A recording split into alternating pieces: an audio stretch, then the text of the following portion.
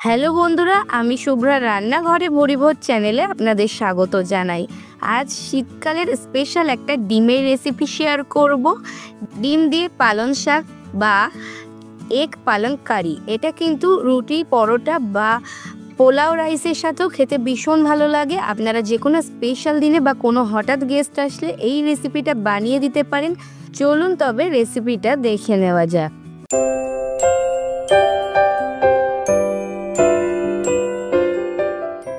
পালং শাক দিয়ে ডিম বা এগ পালঙ্ক কারি বানানোর জন্য এখানেই আমি একটা সসপ্যানে প্রথমে জল গরম করতে বসিয়ে দিয়েছি। তার মধ্যে এখানে আমি ডিম দিয়ে দিচ্ছি। আমি আজকে 5টা ডিমের রান্না করব। আপনারা প্রয়োজন মতো কম বেশি ডিমে রেসিপিটা বানিয়ে নিতে পারেন। ডিমগুলো দেওয়ার পর গ্যাসের ফ্লেমটা হাইতে দিয়ে ফুটে ওঠা পর্যন্ত ওয়েট করব। এদিকে অন্য গ্যাসে আরও একটা বাটিতে জল ফুটতে বসিয়ে দিয়েছি। আর হাই ফ্লেমে দিয়ে জলটি যখন খুব ভালোভাবে ফুটে উঠবে তখন এখানে আমি এক আটি পালং শাক খুব ভালোভাবে ধুয়ে পরিষ্কার করে নিয়েছি। এগুলোকে কিন্তু আমি কাটিনি, তবে 2-3 বার করে ভালোভাবে ধুয়ে নিয়েছি। আর গোড়ার দিকটা কেটে দিয়েছি, যে দিকটা শিকড় থাকে সেই দিকটা শুধু কেটে বাদিয়ে দিয়েছি। পালং শাকটাকে ব্ল্যান্চ করে নেব। গ্যাসের ফ্লেমটা অফ করে দিয়েছি। ফুটন্ত গরম জলে দিলেই কিন্তু হয়ে যাবে, খুব বেশি ফোটানোর প্রয়োজন নেই। এতে কিন্তু পালং শাকের আসল গুণটা নষ্ট হয়ে যায়। একটু গরম জলের মধ্যে পালং শাকটা দিয়ে নাড়াচাড়া করলেই কিন্তু এটা একদমই নুইয়ে যাবে। আর তারপর এই শাকটাকে কিন্তু জল ঝরিয়ে ভালো করে তুলে নিতে হবে। চাইলে আপনারা বরফ ঠান্ডা জলে দিতে পারেন, এতে পালং শাকের কালারটা বেশ সবুজ থাকে। তবে আমি এটাকে তুলে নিয়ে একটু ঠান্ডা জলে ধুয়ে নিয়েছিলাম, যেহেতু শীতকাল জলটা এমনিই বেশ ঠান্ডা হয়। ততক্ষণে কিন্তু এই দিকে আমার ডিমটা ভালোভাবে সেদ্ধ হয়ে গেছে। ডিমটা কিন্তু মোটামুটি ফুটে ওঠার পর 5 থেকে 7 মিনিট মতো ফুটিয়ে নিলে কিন্তু ডিমটা ভালোভাবে সেদ্ধ হয়ে যায়। আর ডিমগুলোকে এরপর আমি ঠান্ডা জলে দিয়ে ভালো করে ঠান্ডা করে খোসাগুলোকে ছাড়িয়ে নেব। এদিকে একটা মিক্সির জার নিয়ে নিয়েছি। মিক্সির জারে একটা মশলা করে নেব। দিয়ে দিচ্ছি 8 কোয়া রসুন, 1 ইঞ্চি আদা, 2টো কাঁচা লঙ্কা আর বেশ কিছুটা ধনে পাতা। ধনে পাতাটা কিন্তু আমি ডাঁটি শুদ্ধ দিয়েছি। আর তারপর সমস্ত কিছু মিক্সিতে একটা পেস্ট করে নিয়েছি। সেই একই মিক্সির জারে এরপর আমি পালং শাকটা ঠান্ডা করে জল ঝরিয়ে নিয়েছিলাম, সেইটা আবারও পেস্ট করে নিয়েছি। আর এইদিকে যে ডিমগুলো সেদ্ধ করে নিয়েছিলাম সেগুলোর মধ্যে সামান্য একটু লবণ, সামান্য একটু হলুদ আর সামান্য একটু কাশ্মীরি লঙ্কার গুঁড়ো দিয়ে দিচ্ছি। এখানে সমস্ত কিছু মোটামুটি 2 চিমটি মতো করে দিয়েছি। আর ডিমগুলোকে খুব ভালো করে মশলাগুলোকে মাখিয়ে নেব। এগুলোটা না মাখালেও হয়, তবে এরকমভাবে মাখিয়ে রান্না করলে ডিমের রঙটা বেশ সুন্দর আসে, তার জন্য এরকমভাবে মাখিয়ে নিয়েছি। তো ডিমগুলোকে মাখানো হয়ে গেছে। এরপর গ্যাসে কড়াই বসিয়ে দিয়েছি। আর কড়াইটাকে খুব ভালোভাবে গরম হওয়া পর্যন্ত ওয়েট করব। কড়াইটা ভালোভাবে গরম হয়ে গেলে দিয়ে দিলাম 1 টেবিল চামচ মতো সর্ষের তেল। তেলটা গরম হয়ে গেলে তার মধ্যে আমি ডিমগুলো দিয়ে দিচ্ছি। ডিমগুলো দিয়ে একটু নেড়ে চেড়ে ভেজে নেব, তবে ডিম কিন্তু খুব বেশি ভাজবো না, এতে একটা চুই ভাব এসে যায়। মোটামুটি 1 মিনিট মতো হাই টু মিডিয়াম ফ্লেমে রেখে ভেজে নিলেই হবে। ডিমের গায়ে একটা হালকা ভাজা দাগ পড়বে, ঠিক ততটাই ভাজতে হবে। তো দেখুন ডিমটা ভাজা কিন্তু হয়ে গেছে। এরপর আমি ডিমগুলোকে তুলে নিচ্ছি।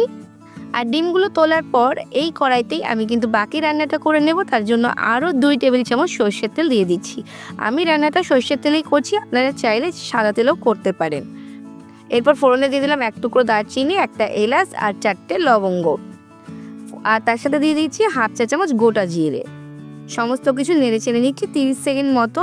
ফোড়ন থেকে সুন্দর গন্ধ বেরোলে দিয়ে দিলাম পেঁয়াজ। এখানে আমি 2টো মাঝারি সাইজের পেঁয়াজ দিয়েছি। আর পেঁয়াজটাকে 4 থেকে 5 মিনিট সময় ধরে বেশ সুন্দর লাল লাল করে ভেজে নিতে হবে। তবে খুব বেশি লাল করব না, একেবারে বেরেস্তার মতো না, জাস্ট পেঁয়াজটা বেশ লাল লাল একটা ভাজা ভাজা হবে, ততক্ষণই ভাজতে হবে। আর এ পর্যায়ে আমি দিয়ে দিচ্ছি আগে থেকে তৈরি করে রাখা মশলার পেস্টটা, যেটা ধনে পাতা, রসুন, আদা দিয়ে তৈরি করেছিলাম সেটা। তারপর মশলাটা দিয়ে একটু নেড়ে চেড়ে বেশ সুন্দর করে কষিয়ে নেব মশলা থেকে তেল ছাড়া পর্যন্ত। লো টু মিডিয়াম ফ্লেমে রেখে 3 থেকে 4 মিনিট মশলাটাকে সুন্দর করে কষিয়ে নিয়েছি। আর মশলা থেকে সুন্দরভাবে তেলও ছেড়ে দিয়েছে।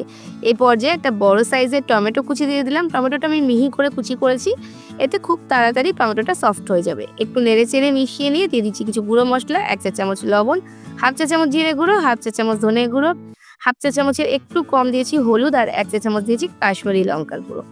সমস্ত কিছু নেড়ে চেড়ে মিশিয়ে নিচ্ছি। আর যেহেতু শুকনো হয়ে গেছে তার জন্য একটু জল অ্যাড করে দিচ্ছি 2 টেবিল চামচ মতো, এতে করে মশলাটা খুব ভালোভাবে কষানো যাবে। জলটা দিয়ে লো টু মিডিয়াম ফ্লেমে রেখে মশলাটাকে 3 থেকে 4 মিনিট সময় ধরে ধীরে ধীরে কষিয়ে নেব। আর মশলা কষানো যত ভালো হবে রান্নার স্বাদ কিন্তু ততই ভালো হবে, তাই মশলাটাকে খুব ভালো করে এ পর্যায়ে কষিয়ে নিতে হবে। আর কষানোর সময় এরকমভাবে স্প্যাচুলা দিয়ে একটু ম্যাশ করে দিচ্ছি, যাতে যে টমেটোগুলো দিয়েছিল ওগুলো সফট হয়ে মিশে যায় মশলার সাথে। মশলা কষানো হয়ে গেছে, এরপর আগে থেকে তৈরি করে রাখা পালং শাকের পিউরিটা বা পেস্টটা দিয়ে দিলাম। আর তার সাথে মিক্সির জার ধুয়ে 2 টেবিল চামচ মতো জল অ্যাড করে দিলাম। মিক্সিতে যে পালং শাকটা ছিল সেটা তো আর বাদ দিতে পারি না, তার জন্য সমস্ত কিছু দিয়ে নেড়ে চেড়ে আবার একটু কষিয়ে নেব। তবে নেড়ে চেড়ে মিশিয়ে নিয়ে এই পর্যায়ে আমি একটু ঢাকা চাপা দিয়ে কষাবো, তাহলেই মশলাটা ভালোভাবে কষানো হবে। তো গ্যাসের ফ্লেমটা লোতে করে দিয়ে ঢাকা চাপা দিয়ে 5 মিনিট মতো কষিয়ে নেব। 5 মিনিট পর ঢাকনাটা খুলে নিচ্ছি, আর দেখুন মশলা থেকে তেলটা কিন্তু সুন্দরভাবে ভেসে উঠেছে। এরপর গ্যাসের ফ্লেমটা একটু বাড়িয়ে দিয়ে কষিয়ে নেব 2 মিনিট মতো। আর মশলা কষানো হয়ে গেলে এর মধ্যে একটু জল দিয়ে দিচ্ছি। আমি 2 টেবিল চামচ মতো জল দিয়েছি, তবে ঝোলটা আপনারা আপনাদের প্রয়োজন মতো দেবেন। আমি খুব বেশি গ্রেভি করব না তার জন্য। আর একটু নেড়ে চেড়ে মিশিয়ে নিয়ে দিয়ে দিলাম আগে থেকে তৈরি করে রাখা ডিমগুলো দেওয়ার পর আবারও একটু নেড়ে চেড়ে মিশিয়ে নিচ্ছি। আর ডিমের সাথে সমস্ত কিছু মিশিয়ে দিয়ে গ্যাসের ফ্লেম লোতে করে দিয়ে আমি আরও একটু জল অ্যাড করছি এখানে। আমার মনে হচ্ছিল গ্রেভিটা একটু কম হচ্ছে তার জন্য। আর তারপর আবারও জলটাকে একটু মিশিয়ে নিয়ে ঢাকা চাপা দিয়ে এটাকে রান্না করে নেব আবারও 5 মিনিট মতো। যেহেতু ডিম সেদ্ধ করাই আছে তাই খুব বেশি সময় লাগবে না, 5 মিনিটই যথেষ্ট। 5 মিনিট পর ঢাকনাটা খুলে নিচ্ছি।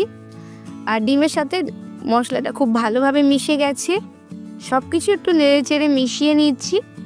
আর আমি খুব বেশি গ্রেভি করব না, এই রেসিপিটা খুব বেশি গ্রেভি ভালো লাগে না, তাই নেড়ে চেড়ে মিশিয়ে নিয়ে দিয়ে দিলাম 1 চা চামচের 4 ভাগের 1 ভাগ গরম মশলাটা মিশিয়ে নিয়ে 2 টেবিল চামচ পরিমাণে ক্রিম দিচ্ছি। এখানে আমি ঘরে যে সর থাকে দুধের, সেই সরটাকেই খুব ভালোভাবে ফেটিয়ে নিয়ে দিয়েছি। এটা দিলে কিন্তু একদম ধাবা স্টাইলে একটা রিচনেস আসবে, যেটা খেতে ভীষণ ভালো লাগে। এটা চাইলে আপনারা নাও দিতে পারেন, তবে দিলে কিন্তু খেতে ভীষণ ভালো লাগবে। এর বদলে আপনারা ফ্রেশ ক্রিমও দিতে পারেন।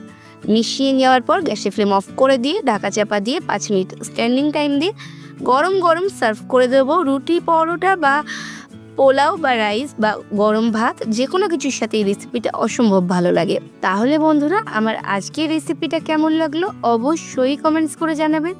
ভালো লাগলে লাইক শেয়ার করে অন্যদের দেখার সুযোগ করে দেবেন। আর যদি এখনও আমার চ্যানেলটাকে সাবস্ক্রাইব না করে থাকেন, তাহলে তাড়াতাড়ি সাবস্ক্রাইব করে পাশে থাকা বেল আইকনে ক্লিক করে দেবেন, যাতে পরবর্তীকালে চ্যানেলে যখন আরও নতুন কোনো রেসিপির ভিডিও আপলোড করব সবার আগে আপনাদের ফোনে নোটিফিকেশান পৌঁছে যায়। আজকে এই পর্যন্তই, আবার আসবো অন্য কোনো দিন অন্য কোনো রেসিপি নিয়ে। ততক্ষণ ভালো থাকবেন, সুস্থ থাকবেন।